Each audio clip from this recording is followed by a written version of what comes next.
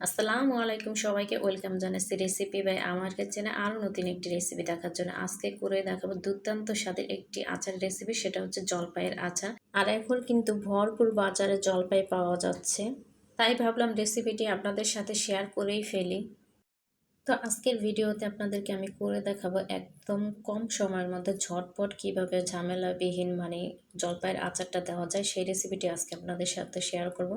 তা আশা করি রেসিপিটি ভালো লাগবে, আর ভালো লাগলে অবশ্যই ভিডিওতে একটা লাইক দিয়ে চ্যানেলটা সাবস্ক্রাইব করে পাশে থাকা অল বেল আইকনটি বাজিয়ে দেবেন, যাতে করে নতুন কোনো রেসিপি চালে সাথে সাথে নোটিফিকেশন চলে যায়। তো এখানে আমি জলপাই নিয়ে নিয়েছি, আমি 1 কেজি জলপাই নিয়েছি আজকে। দেখতে পাচ্ছেন একদম ফ্রেশ জলপাইগুলা, দেখতেও কত সুন্দর লাগছে। তো এই জলপাইগুলো এখন আমি সিদ্ধ করে নিব। তো সিদ্ধ করার জন্য এখানে একটা পাতিলা বসিয়ে তার মধ্যে আমি পর্যাপ্ত পরিমাণে পানি দিয়ে দিয়েছি সিদ্ধর জন্য। এখন জলপাইগুলো আমি এর মধ্যে দিয়ে দেব। তো জলপাইগুলো কিন্তু অবশ্যই ধুয়ে তারপরে দিতে হবে। আমি জলপাইগুলো ধুয়ে নিয়েছি, আর দেখতে পাচ্ছেন বোটাগুলোও কিন্তু ছাড়িয়ে নিয়েছি। এখন একে একে সব জলপাইগুলো এর মধ্যে আমি দিয়ে দিচ্ছি। এখন একটা ঢাকনা দিয়ে ঢেকে দেবো 5 থেকে 7 মিনিটের জন্য। এটাকে আমি সিদ্ধ করার জন্য, বেশি সময় লাগবে না এটা সিদ্ধ হতে। তো ফিরে এলাম 5 মিনিট পরে। তো আমি একটু চেক করে নিচ্ছি যে জলপাইগুলো সিদ্ধ হয়েছে কিনা। আর কিছুটা জলপাই দেখতে পাচ্ছেন যে সিদ্ধ হয়ে কিন্তু ফেটে গেছে, দেখতে পাচ্ছেন। তো আমি এখন পানিগুলো ছেঁকে নিব, জলপাইগুলো উঠিয়ে নিব, তারপরে এটাকে ম্যাশ করে নিতে হবে। তা আমি এই পাতিলার মধ্যেই ম্যাশ করব, এই কারণে এই পাতিলার সব পানিগুলো ছেঁকে নিয়েছি আমি, দেখতে পাচ্ছেন।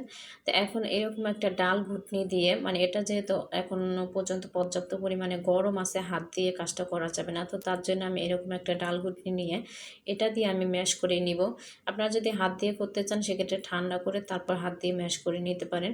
তো আমার হাতে বেশি সময় ছিল না, তার জন্য এইভাবে আমি কাজটা করে নিলাম। দেখতে পাচ্ছেন ম্যাশ করা হয়ে গেছে। আমি প্যানটাকে পরিষ্কার করে নিয়েছি। এখন এর মধ্যে আমি সরিষার তেল দিব। আমি 1 কাপ সরিষার তেল দিব, আমি হাফ কাপ করে মেপে দিলাম। তো 1 কাপ সরিষার তেল দেওয়া হয়ে গেলে তেলটাকে হালকা একটু গরম করে নিতে হবে। তো গরম হয়ে গেলে এর মধ্যে আমি এখন দিয়ে দেব 4টা শুকনা মরিচ, আর দিয়ে দেবো একটা তেজপাতা মাঝখান থেকে চিড়ে দিলাম, আর 1 টেবিল চামচের মতো 5 ফোড়ন দিলাম। এটা ফোড়নের জন্য ব্যবহার করছি। এখন নেড়ে চেড়ে 1 মিনিটের মতো একটু ভেজে নিব। তো এটা 1 মিনিটের মতো ভাজা হয়ে গেলে এর মধ্যে এখন আমি দিয়ে দিব রসুন কুচি। আমি 2 টেবিল চামচ পরিমাণে রসুন কুচি এখানে ব্যবহার করছি। তো রসুন কুচিটা দিয়ে এটাকে একটু ভালোভাবে নেড়ে চেড়ে একটু লালচে করে ভেজে নিতে হবে।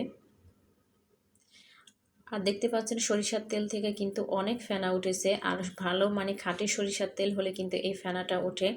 তো অবশ্যই ভালো মানের বা খাঁটি সরিষার তেল ব্যবহার করার চেষ্টা করবেন, তাহলে আচারের ভিতরে কিন্তু একটা ফ্লেভার আসবে ভালো। তো আমার কিন্তু এই যে রসুন কুচিগুলো ভাজা হয়ে গেছে। এখন এর মধ্যে আমি আগে থাকতে ম্যাশ করা সেই জলপাইগুলো দিয়ে দিব। তো জলপাইগুলো দেওয়া হয়ে গেলে এর মধ্যে ভালো করে মিক্স করে নিতে হবে এখন তেলের সঙ্গে। তো তেলের সঙ্গে 2 থেকে 3 মিনিটের মধ্যে আমি একটু ভেজে নিব। তো অবশ্যই নাড়াচাড়ার উপরেই কিন্তু রাখতে হবে, না হলে কিন্তু তলায় লেগে যেতে পারে, আর তলায় লেগে গেলে কিন্তু পোড়া লেগে যাবে। পোড়া লাগলে কিন্তু আসলে আচারের ফ্লেভারটা নষ্ট হয়ে যাবে। তো নাড়াচাড়ার উপরেই এভাবে রাখতে হবে। তো আমি এইভাবে অনবরত নেড়ে চেড়ে তেলের সঙ্গে জলপাইটাকে ভালোভাবে একটু ভেজে নেব। তারপরে এর মধ্যে আমরা বাকি উপকরণগুলো মিক্স করব। তা আমার এই পর্যায়ে ভাজা হয়ে গেছে। এখন আমরা এর মধ্যে চিনি অ্যাড করব। আমি এর মধ্যে এখন চিনি দিয়ে দেব। আমি 1.5-2 কাপ চিনি এখানে ব্যবহার করছি।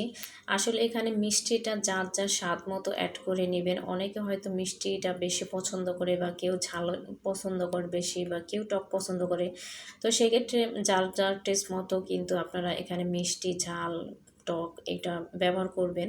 তা আমি আমার স্বাদ মতো কিন্তু চিনি দিয়েছি। তো চিনিটা দেওয়ার পরে কিন্তু একটু চিনিটা পানি ছেড়ে দেখতে পাচ্ছেন যে একটু পাতলা হয়ে গেছে। তো এটা কিন্তু জাল দিতে দিতে আবার এই চিনির পানিটা টেনে গেলে আবার ঘন হয়ে যাবে। তা আমি অনবরত নেড়ে চেড়ে এটাকে কয়েক মিনিট 5 মিনিটের মতো জাল করে নিয়েছি। দেখতে পাচ্ছেন অনেকটা কিন্তু চিনির পানি টেনে গেছে। এখন এর মধ্যে আমি দিয়ে দেব প্রথমে টালা মরিচের গুঁড়া 1 টেবিল চামচ। ঝালটা যার যার স্বাদ মতো দিবেন, আগেই বলেছিলাম।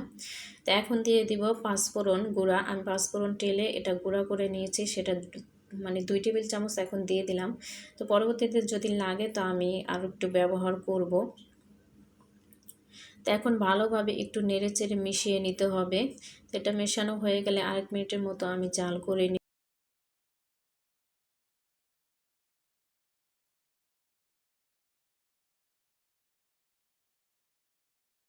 তো ১ মিনিটের মতো আমার জাল করা হয়ে গেছে। এখন এর মধ্যে আমরা দিয়ে দিব সিরকা মানে ভিনেগার, সাদা ভিনেগার যেটা আমি 1/4 কাপ দিয়েছি। আর দিয়ে দিলাম 1/2 চা চামচ লবণ। আর লবণটা কিন্তু আচারে অবশ্যই ব্যবহার করতে হবে। এখন ভালোভাবে নেড়েচেড়ে মিশিয়ে নিচ্ছি। আর আপনারা যদি সংরক্ষণ করতে চান তাহলে অবশ্যই কিন্তু এখানে ভিনেগারটা ব্যবহার করবেন। আর যদি সংগ্রহ করতে না চান তাহলে আর ভিনেগারটা দেওয়ার দরকার নেই। আর যদি বছর জুড়ে সংগ্রহ করতে চান তাহলে অবশ্যই ভিনেগারটা ব্যবহার। তো আমাদের আচারটা রেডি। আমি এই পর্যায়ে নামিয়ে নিচ্ছি, কারণ এটা নামানোর পর আরেকটু টেনে যাবে। তো এখন এটাকে আমি নামিয়ে একটা প্লেটে নিয়ে নিচ্ছি। আর এখানে আমি প্রথমে কিন্তু 2 টেবিল চামচ পাঁচফোড়ন গুঁড়া দিয়েছিলাম, পরে আবার 1 টেবিল চামচ আমি দিয়েছিলাম।